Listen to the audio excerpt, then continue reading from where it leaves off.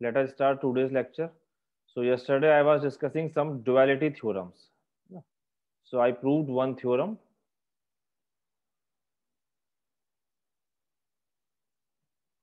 The dual of the dual is simplex. है ना? That was your first theorem, duality theorem.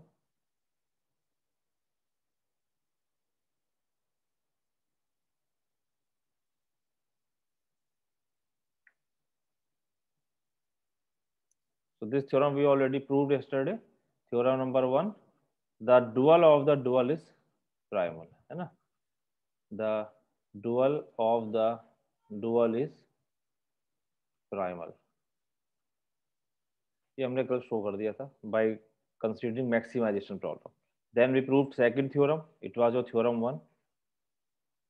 Theorem 1. Then we proved theorem 2. Theorem 2 was weak duality theorem.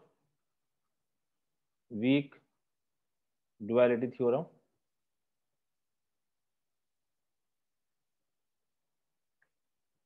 The theorem states if x not be a feasible solution, x not be a feasible solution to the primal problem. Primal problem, suppose you have x not be feasible, है ना? ध्यान रखना feasible कह रहा हूँ मैं, not optimum. Feasible solution to the primal. So primal basically I am considering always maximized type. In some book you may find it minimized type. That's not a problem. वो आपकी कैलकुलेशन अकॉर्डिंगली हो जाती है. तो max सम जब लेते हैं तो ये ले लेते हैं x पॉजिटिव. तो अगर x नॉट फिजिबल सॉल्यूशन है प्राइमल का and w not be a feasible solution to its dual. So you know when you will write dual, you will take minimize of some w or z star is equal to cw, है ना? यहाँ पर sorry b transpose w. ये जो right hand side constants हैं ये उधर cost coefficient बन जाएंगे and a transpose w greater than equal to c transpose, है ना? ये c आपका इधर कॉलम में है, यहाँ पर आ जाएगा रो में, तो मैंने c ट्रांसपोज लिखा है. इस तरीके से आ जाएगा, है ना? और a का आपको मालूम है ट्रांसपोज हो जाता है डुअल में, where w are also non negative. तो वीक ड्यूअलिटी थ्योरम कहती है then cx naught less than equal to b transpose w naught, है ना? ये प्रूव हम कल कर रहे थे तो टाइम आउट हो गया था कि जो आपके पास फिजिबल सॉल्यूशन होगा उसको अगर आप ऑब्जेक्टिव फंक्शन में रखें प्राइमल में, है ना, तो जो वैल्यू देगा ये कुछ this will be less than equal to b transpose w naught. इसको अगर हम यहाँ रखें मिनिमाइजेशन ऑब्जेक्टिव फंक्शन में डुअल के, तो जो डुअल वाली वैल्यू आ रही होगी ये हमेशा ग्रेटर देन इक्वल टू होगी योर प्राइमल वैल्यू, है ना? It is called weak duality theorem. इसका हमने प्रूफ ऑलमोस्ट कर दिया था. फिर एक बार कर दे रहा हूं मैं. तो इसमें हमें गिवन था we have x naught is the feasible solution. ये मान के चलेंगे इसे proof. We have x naught feasible, तो feasible solution will satisfy the constants, you know. So it will be satisfying ax naught less than equal to b, where x naught of course non-negative, and also w naught is the feasible solution to its dual, so it will satisfy the dual constants. So a transpose w naught will greater than equal to c transpose, है ना? Where w naught also positive because it's a feasible solution, है ना? Now I can take the transpose of transpose both sides. So what will happen when you will take its transpose? It will become how much? I am taking the transpose of transpose both sides. So it will become W naught transpose A greater than equal to C, है ना? जब आप transpose करते हैं तो मैंने आपको बताया था कि if you have A B तो ए बी ट्रांसपोज कैसे खुलता है? B transpose A transpose. तो आप इसका जब आपने ट्रांसपोज किया बोथ साइड तो it will become this. Inequality will not change. और यू कैन से, और अगर मैं सी को इधर लिख लूं कोई प्रॉब्लम नहीं है ना, एक ही बात है. W नॉट ट्रांसपोज ए की हम वैल्यू पुट कर सकते हैं. क्या करें? x नॉट से मल्टीप्लाई कर दिए बोथ साइड, तो you will multiplying by x naught. So I can take C x naught and A X naught, and now A X naught is less than equal to b, so I can take less than equal to W naught transpose b, है ना? I am take multiplying, I am replacing the greater side with greater value, so it will not change the inequality. And now this can be written as, this is nothing, this can be written as B transpose W naught. Okay, it's the same thing. W naught transpose B is equal to B transpose W naught. So what you got? So this implies that C x naught is less than equal to B transpose W naught. ये आपके पास एक week duality theorem थी. इसको I can verify, you can verify also. एक problem ले लेते हैं. एक प्रॉब्लम है सर पीछे एक चीज समझ में नहीं आई. जी बताइए सर ये बी ट्रांसपोज डब्ल्यू नॉट कैसे हुआ है?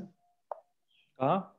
ये सर ये लास्ट जी, ये एक्चुअली रो और कॉलम है ना, तो अगर आप multiplying with row into column या column into row, it will give you same thing, क्योंकि आपके पास बी और डब्ल्यू जो है they are coming, they are same actually. जितने बी होंगे उतने ही डब्ल्यू होंगे. तो I can write in this way. ठीक है, ये इक्वलिटी होती है. ठीक. सो वेरीफाई करने के लिए I have taken one problem. एक प्रॉब्लम मुझे मिली थी तो मैंने कहा आपको एक्सप्लेन कर दूंगा इसको भी मैं. Suppose I am taking primal problem. This is your primal. Max of z is equal to x1 plus 5x2 plus 3x3. I am verifying weak duality theorem. Subject to the constants. Suppose you have two constants, 2x1 plus x2 plus 4x3 less than equal to 15 and x1 plus 6 x2 plus 5x3 less than equal to 20, x1 x2 x3 greater than equal to 0. ठीक. So firstly I will write its dual and then I will consider one feasible solution of primal and one feasible solution of dual, and then I will say what is the value coming of max z and minim z. So firstly I am writing its dual. So you know dual, it will become minimize of w. Now you have two constants, so 2 है ना, two constants है तो two primal dual variable will be there, you know how, what, 15 w1 plus 20 w2. Okay, and because all the primal constants are greater than equal to 0, so all constants will be less than, and I will take the transpose of this matrix. So transpose क्या हो जाएगा, 2w1, column को हम लिख देंगे 2w1 plus w2 greater than equal to 1 है ना, ये कोएफिशिएंट c1 आएगा इधर, and w1 plus 6w2 greater than equal to 5 and 4w1 plus 5w2 is greater than equal to 3. ये चीज क्लियर है ना, how I am writing this? Yes sir. तो कोई डाउट है नहीं अब. And w1 of course w, because all the constants less than equal to maximization में, so the dual cost variable will be positive, non-negative. So now I want to check whether I want to verify this weak duality theorem. तो weak duality theorem में you have to consider some x naught be a feasible solution. तो मैं कोई feasible solution choose करूंगा. Suppose I am taking, let I am taking, because in you have three variables. So suppose I am taking x1 is 1, x2 is 1 and x3 is 1. देखो ये feasible है नहीं है बताइए. All three positive, non-negative, and non-negative. You will put here, so you will see that they are satisfying constants है ना. देखो यहाँ रखा हमने तो 2 plus 3 plus 4 10, 15 से लेस है. यहाँ पे 1 रख दिए, 1 plus 6 7, 7 plus 5 12 less than. So it is the feasible solution. Be a feasible solution to the primal problem. For the primal problem. Okay, then अगर आप z की वैल्यू निकालें, व्हाट अबाउट z, इसे यहाँ रखेंगे कितना आएगा, 1 plus 5 plus 3, it is coming 9. ठीक है, तो z की वैल्यू यहाँ पर 9 आ रही है. अब हम डुअल के लिए लेते हैं ऐसे ही. डुअल के लिए I am considering, because you have only two constant. Suppose I am taking let w1 is 1, w2 is 2, and I am taking arbitrary. You can take any value but satisfying this constant qualifications. आप देख सकते हैं 2w1 plus w2 कितना हो जाएगा, ये 2 plus 2 4, 1 से बड़ा है. And here I can take 1 plus 6 to the 12 15, 5 से बड़ा हो गया, and 4 1 द 4 5 तीनों कांस्टेंट सेटिस्फाई कर रहा है, तो it is the feasible solution. Let be a feasible solution for the dual problem. Then what about W? W कितना आएगा? अब यहाँ पे रख दो जरा 1 2 15 plus 20 how much? नहीं 20 नहीं, 20 to the 40 40 नहीं, 20 to the 40 40 plus 15 55. तो आप देख सकते हैं कि कितनी वैल्यू बड़ी आ रही है नहीं. तो यही तो आपका बी ट्रांसपोज W नॉट है, minimum it is your maximum.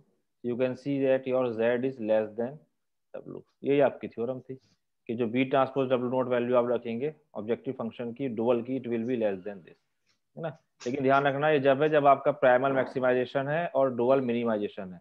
अगर आप प्राइमल मिनिमाइजेशन लेंगे, डुअल मैक्सिमाइजेशन लेंगे, इनइक्वालिटी विल चेंज.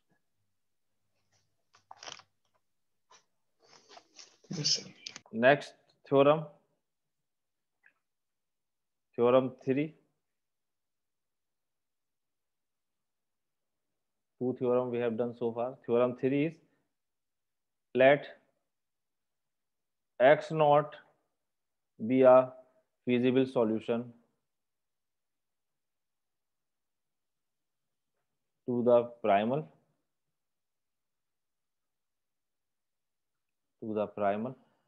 ना. प्राइमल में हमेशा वही ध्यान रखना है, मैक्स टाइप लूंगा, प्राइमल हमेशा मैक्स है. And W not be the feasible solution to its dual. Okay, dual I am also taking minimization type.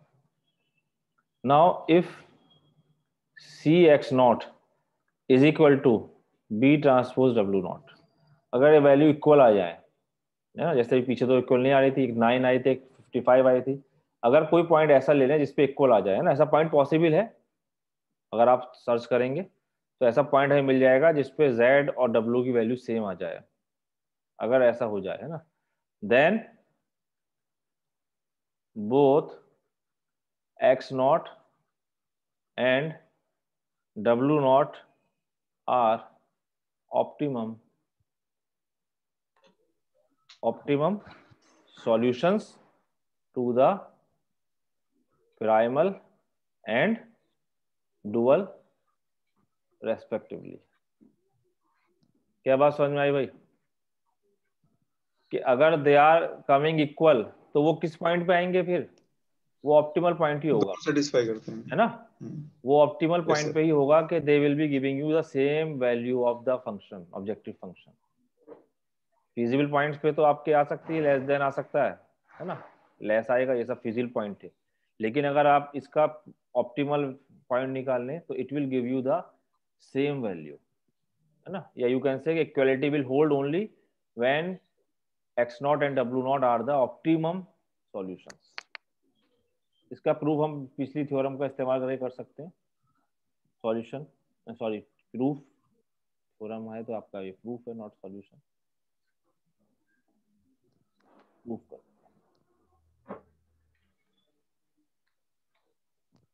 So I can use theorem.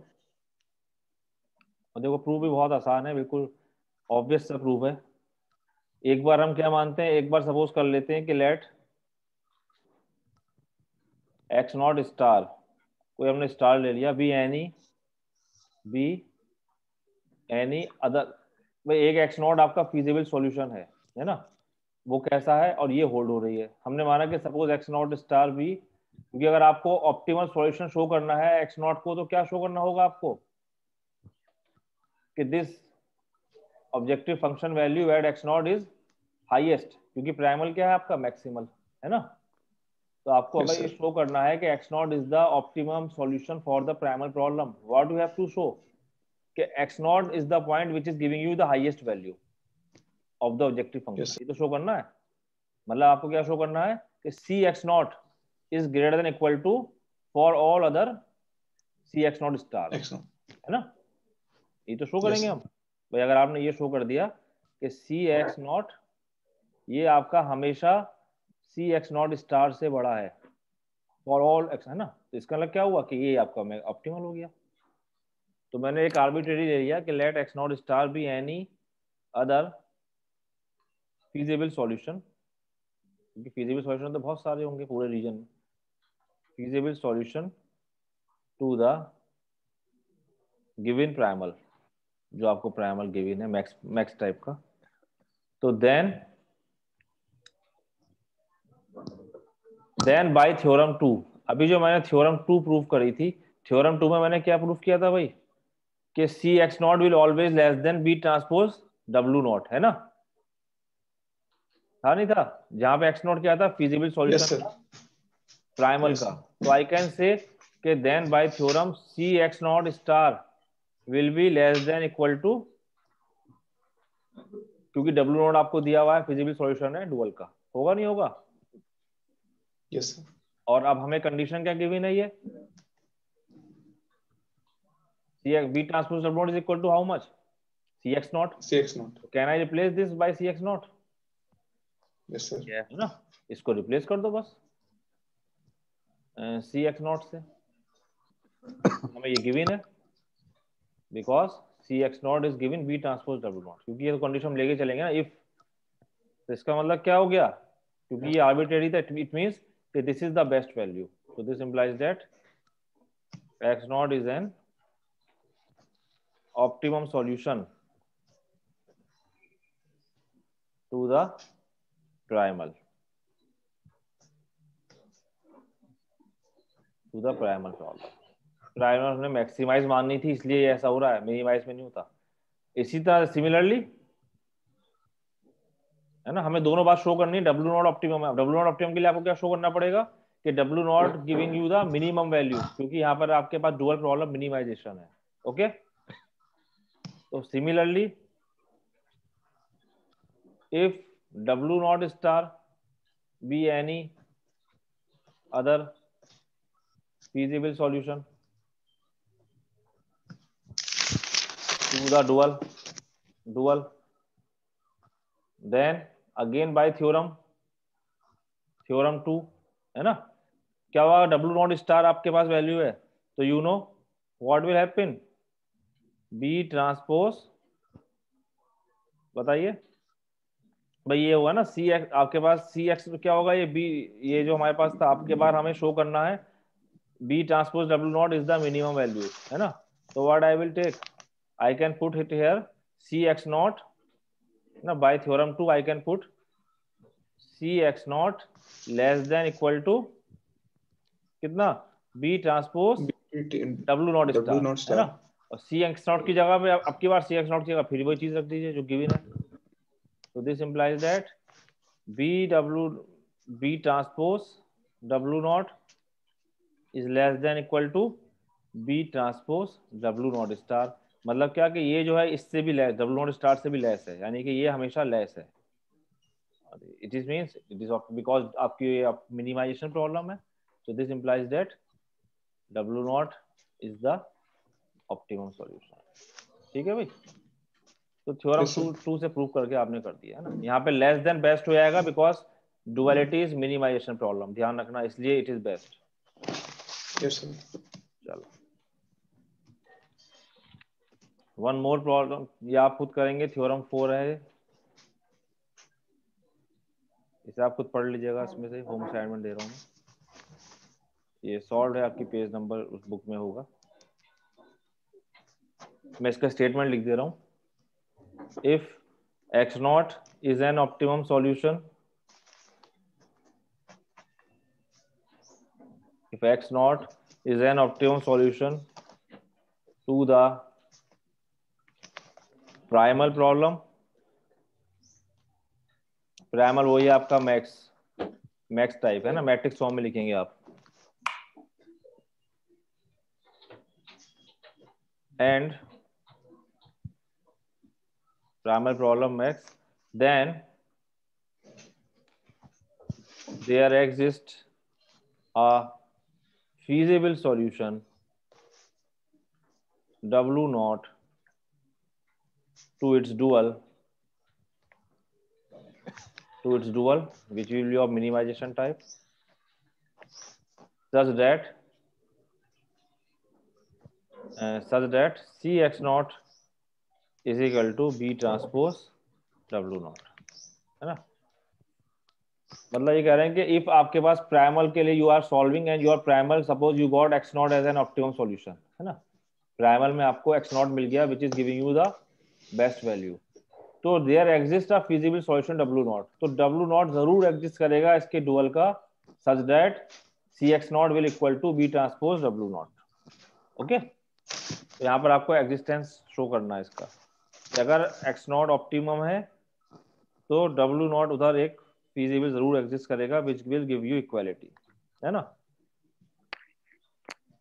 और ये अगर आप देखें इक्वालिटी का मतलब क्या हो जाएगा, अभी हमने थ्योरम 3 प्रूव करी है कि अगर इक्वल हो गया तो W नॉट क्या बन जाएगा आपका, एक्चुअली वो ऑप्टिमम सॉल्यूशन बन जाएगा। तो एक तरीके से थ्योरम ये कहती है कि if X naught is an optimum solution to the primal problem then there also exist an optimum solution to its dual, ये तो कह रही है, and moreover the objective function value will be equal. यही आपकी actually next theorem है, theorem 5 जो है, इसको हम फंडामेंटल थ्योरम ऑफ ड्युअलिटी बोलते हैं, फंडामेंटल थ्योरम ऑफ डुअलिटी या स्ट्रॉन्ग डुअलिटी थ्योरम। हमने वीक करी थी थ्योरम 2, ये कराती है स्ट्रॉन्ग डुअलिटी थ्योरम, दोनों इसके नाम है। What it states says that if the primal or the dual, है ना, ध्यान से देखो theorem, has a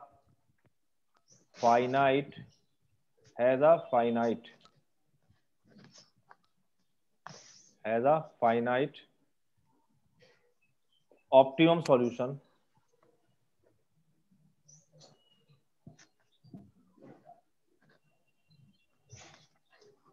and has the optimum solution, then the other problem also possesses a finite optimum solution, and the optimum values of the objective functions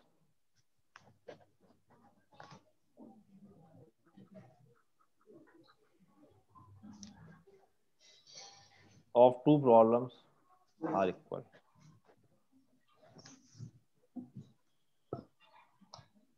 Two problems are equal, ठीक है भाई।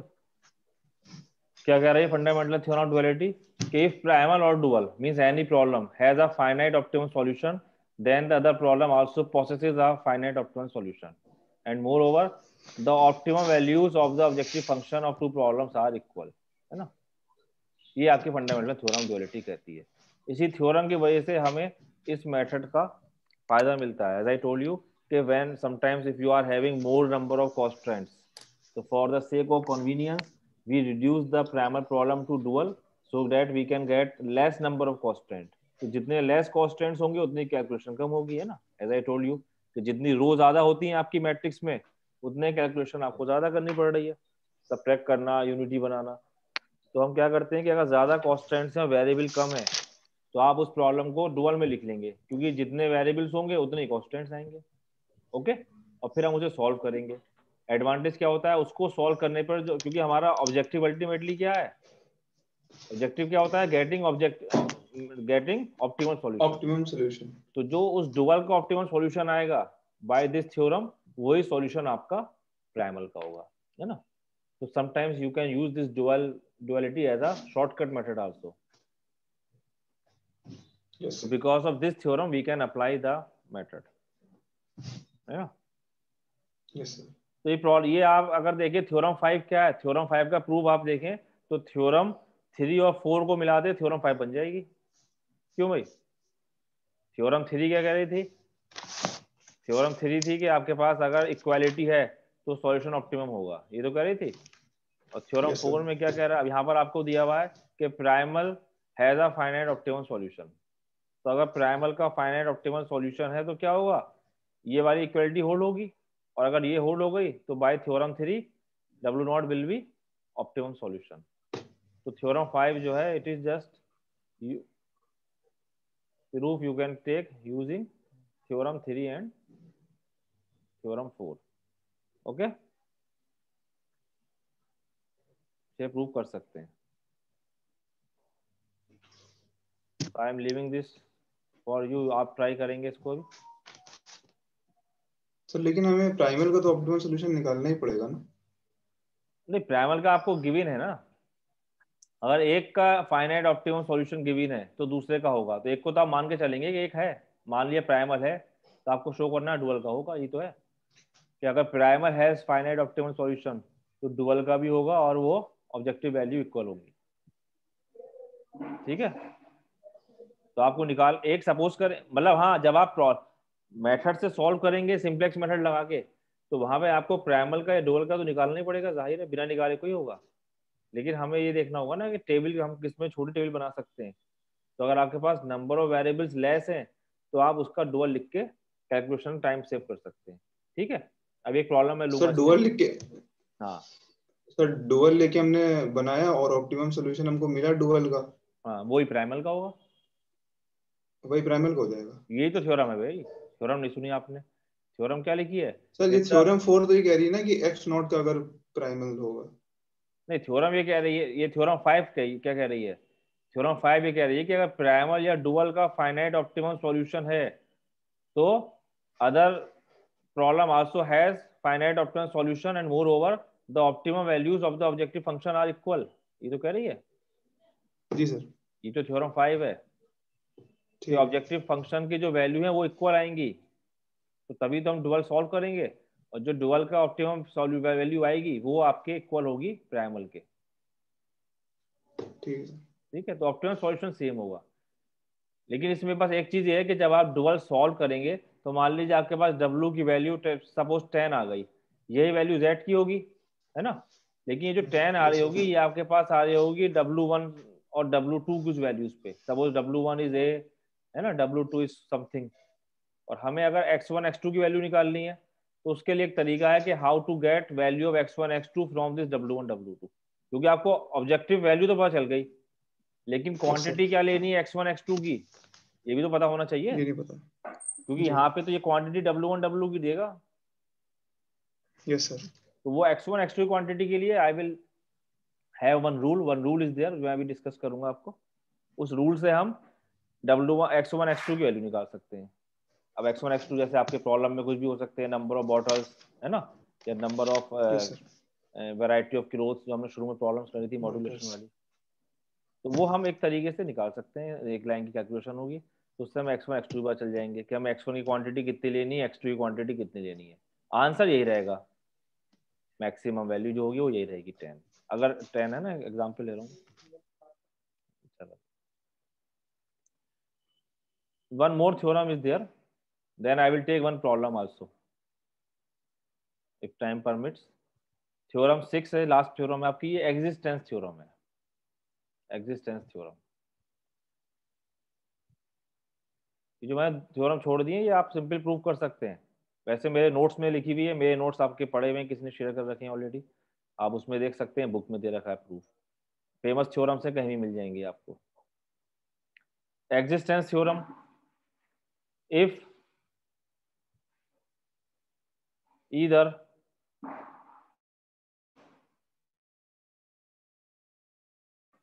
if either the primal or the dual problem has an unbounded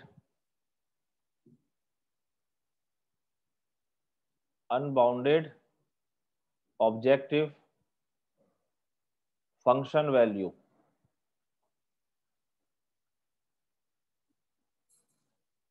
unbounded objective function value means what, जैसे आपने unbounded solution देखा था कि you are getting points, लेकिन अगर वो मैक्सिमाइजेशन की प्रॉब्लम थी तो you are unable to get the maximum value, है ना, तो ये तो अनबाउंडेड हो रहा था। क्यों भाई, जैसे आपका अगर ध्यान हो ऐसा रीजन एक आ रहा था, कुछ इस टाइप का रीजन आ जाए और मैक्सिमाइज की प्रॉब्लम हो, तो क्या होगा आपके पास, ये सारे में मैक्सिमाइज होते ही चला जाएगा। था नहीं था अनबाउंडेड केस? Yes sir. तो अगर किसी का भी प्राइमल या डुअल कोई भी अनबाउंडेड ऑब्जेक्टिव फंक्शन वैल्यू आ रहा है, मतलब मैक्सिमाइज होती ही चली जा रही है सपोज करो, then the other problem has no feasible solution, has no feasible solution means if your primal is giving you unbounded objective function value, तो dual will give you no feasible solution। अगर dual का unbounded objective function value आ रही है तो primal will have no feasible solution। ठीक है, ये होगा। ये आपने केस स्टडी करे हैं ऑलरेडी। नो feasible का मतलब क्या था कि नो कॉमन, इनफीजिबल है ना, ये वाला जो रीजन आ रहा था ये इनफीजिबल होता है। तो ये कह रहे हैं कि अगर प्राइमल अनबाउंडेड है तो डुअल इनफीजिबल होगा, अगर डुअल अनबाउंडेड है तो प्राइमल इनफीजिबल होगा। ठीक है, it is called existence theorem. So look at the proof of this, we have 5 minutes। Let the given primal problem has unbounded, पहले हम लेके चलेंगे let the one side is, क्योंकि इफ एंड ओनली इफ ही, तो let the given problem has unbounded solution. ठीक है, ये लेके चलेंगे, इनफीजिबल शो कर देंगे उसे। अब अगर अनबाउंडेड सॉल्यूशन है then what will happen, you know, then for any value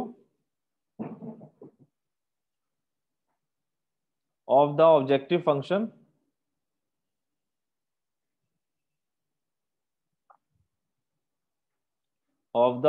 function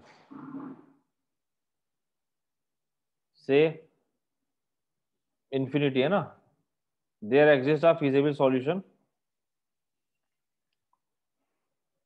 there exist a feasible solution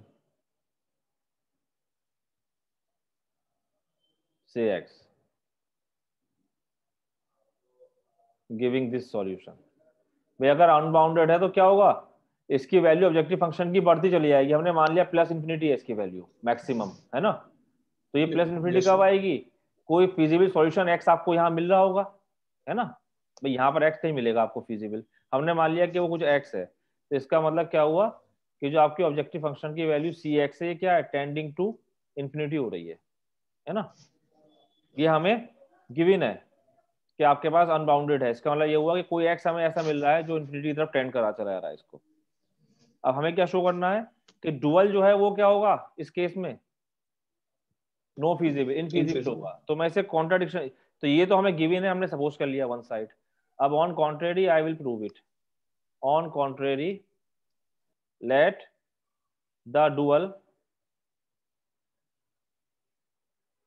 has a feasible solution, the dual problem has a feasible solution. हमने कॉन्ट्राडिक्शन माना और show कर देंगे गलत है, feasible solution possible ही नहीं है। ठीक है, तो अगर ये फीजिबल सॉल्यूशन होगा then from theorem two, theorem two कौन सी थी आपकी, वीक ड्यूअलिटी थ्योरम